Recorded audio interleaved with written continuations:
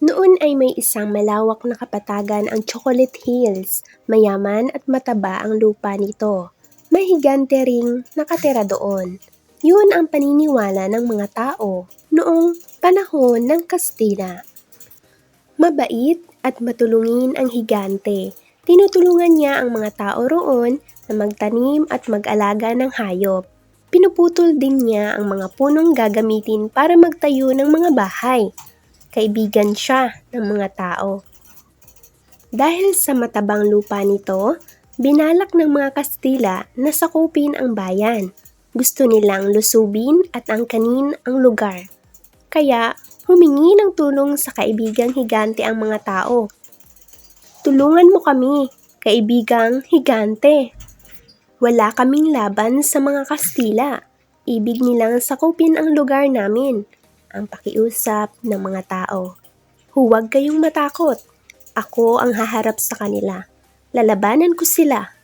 Ang tugon ng mabait na higante. Sinabi ng higante sa mga tao na magtago sila sa malaking kuweba. Dumating ang mga Kastila na may dalang mga armas. Handang-handa na sila upang sakupin at angkinin ang lugar. Ngunit nahirapan sila dahil sa higante.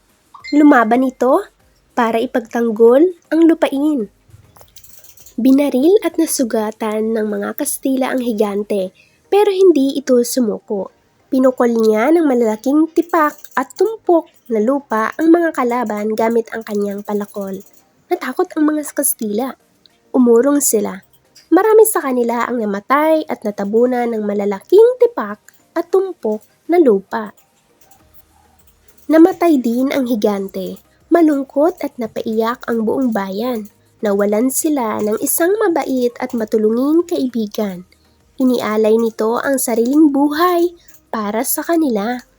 Ang mga tipak at tumpok na lupa na ipinukol ng higante sa mga kalaban ay naging maliit na burol sa buhol. Ang mga lugar na ito ay tinawag natin ngayong Chocolate Hills. At dito na po nagtatapos ang ating kwento mga kabinibini, ang alamat ng Chocolate Hills version 2. Maraming salamat po sa pakikinig at panonood. Please like and subscribe mga kabinibini.